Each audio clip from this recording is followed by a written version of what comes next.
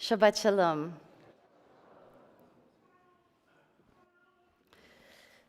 There was a sale of Judaica here at Beth Tzedek in our museum. So I wandered over to see what I could find. And I found this very interesting object, like about this big, but I didn't know what it was. So I asked Dorian, and she told me it's a holder for a yahrzeit candle, for a memorial candle. So I took it home. It's sort of shaped like that. It has a base like that. And it has these cutouts in the side. So I thought, it was just a cool design. And the first time I went to use it, I put the Zachor candle in, I lit it.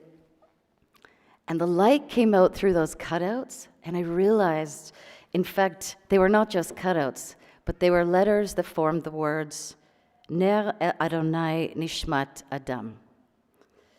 The lamp of God is the soul of every being. The opening verses of Parashat Tetzaveh are about light. Ve'ata tetzaveh, you shall instruct the Israelites to bring you clear oil of beaten olives for lighting. Leha'alot ner tamid, for kindling lamps regularly. It goes on to say, Aaron and his sons shall set them up in the tent of meeting to burn from evening to morning for all time throughout the ages. Ner tamid. Kindle the lamps regularly. This is the commandment. To light the light and to keep it lit. The verse on the Zachor candle holder, Ner Adonai nishmat Adam, the lamp of God is the soul of every being, is from Mishlei, from Proverbs. And it describes the soul of every being as a reflection of God's light. And what is God's light? Hasidic thought often connects light with the attribute of chesed, of loving kindness. It's the divine light that comes through us and permeates everything. So now we might be able to understand how the kindled menorah is such a crucial part of the furnishing of the Mishkan. When commenting on the verses about the menorah, Sforno writes, the people should not think that donating oil for the menorah now was the only time that this commandment would be actual. It would have to be replaced from time to time as the supply kept would become depleted on an ongoing basis.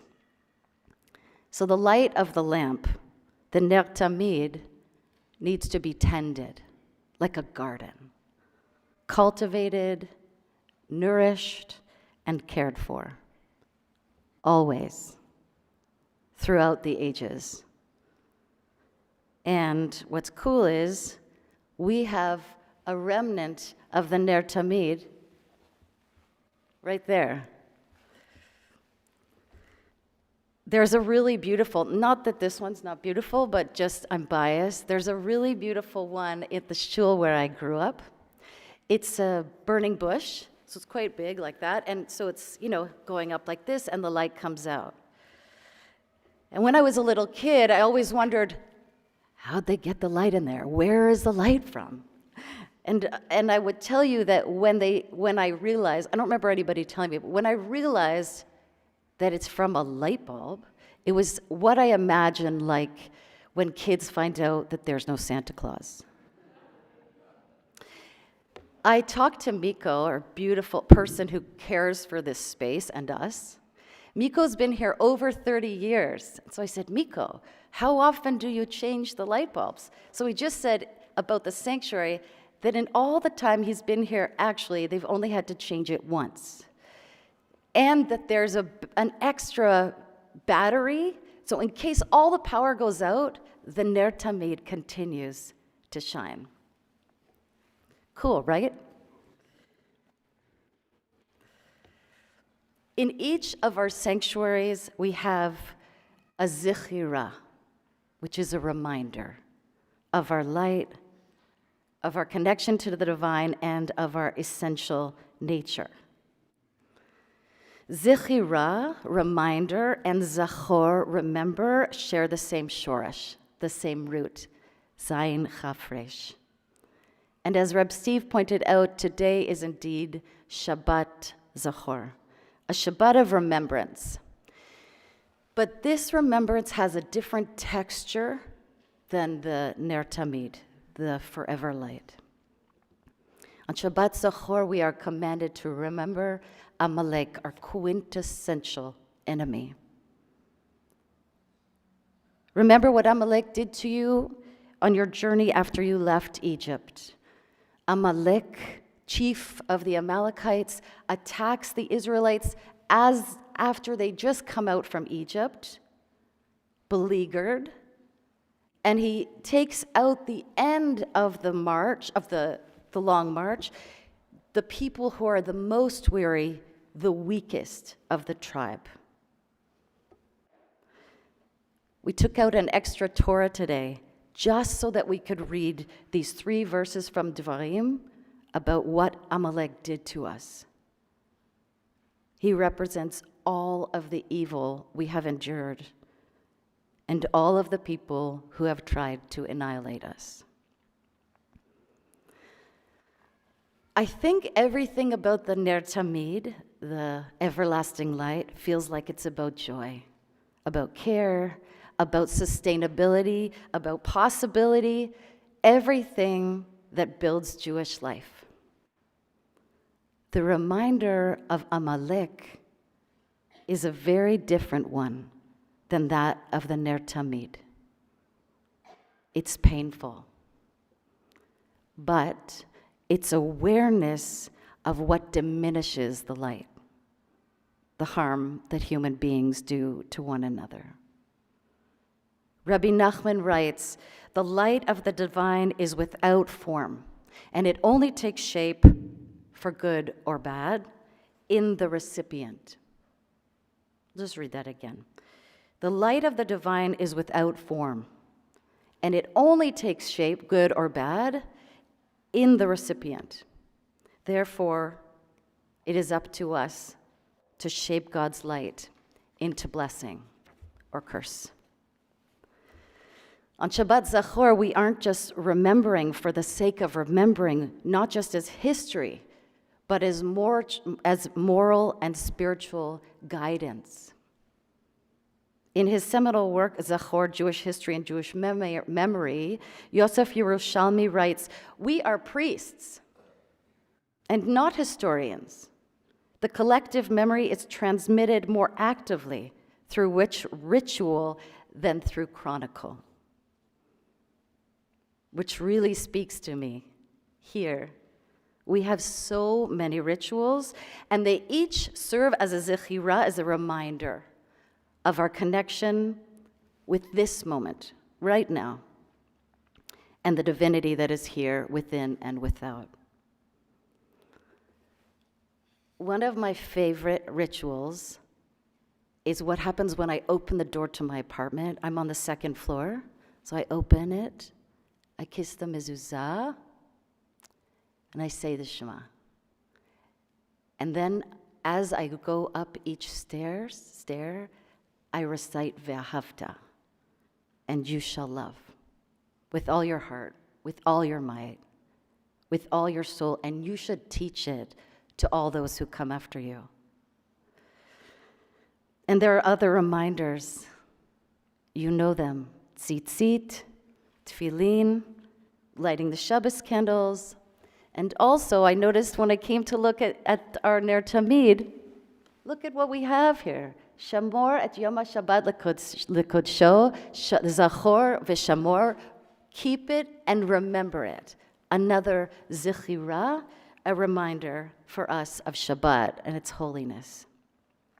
And of course, our zechira, our reminder, our everlasting light, the Ner Tamid. We're commanded to blot out the name of Amalek, but also not to forget. To blot it out, but also not to forget. We awaken to the cruelty and to our vulnerability, continuing to remember and confront what is a very difficult past and a very difficult present. But we don't shut it down, if possible. We ensure that we are resourced, filling up our cups so that when we turn to the grief, the fury, and the fear, we aren't crushed. And what does filling up your cup mean? Let yourself engage with ritual. Start small. Kiss the mezuzah on one of the doors in your home, or the mezuzah right here at the entry to the chapel. Let it remind you that you are not alone, of oneness, of lack of separation from one another and the divine. Speak words of love within your home and as you leave your home. Also, try out some brachot. We have so many of them, and I do it more and more before I eat, and it fills up my cup. Create little love stories. Not necessarily the romantic ones, but just ones of care and compassion. The ones that happen at Kiddush, yes, little love stories. When you tell someone you're glad they're there and that you've missed them. When you ask someone how they are and you stay long enough to hear the answer. Even just holding open the door, that's chesed, loving kindness in motion. When Rabbi Lara lets me eat several of the chocolates in her office and doesn't shame me for doing so, that's loving kindness, a reminder of loving kindness. Each time we act in the divine way, we're letting the light come through us and permeate everything. We are lighting the light and keeping it lit. Rabbi Yael Levi writes, I place upon my heart the willingness to be present, even in the face of turmoil and grief. I place before my eyes gratitude and wonder, beauty and awe, the holiness of being, the goodness of so many. And I place on my heart and before my eyes the command to seek and reflect the Ner Tamid, the infinite light that shines through brokenness always. I want to offer you a bracha, but just an epilogue. I've been thinking about ways to lean into the light, and one of the best ways to do that is to play. Purim offers a great opportunity for this. This sounds like a pitch to come and join us on Purim, but it is kind of. I want to suggest you grab a costume. And if you can't get one or need help to do so, I'm happy to go to the dollar store on Monday and get us each a little crown, because you are all kings and queens, royalty. May we find comfort today and always by being together.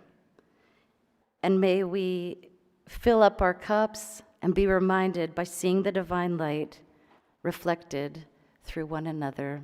Shabbat Shalom.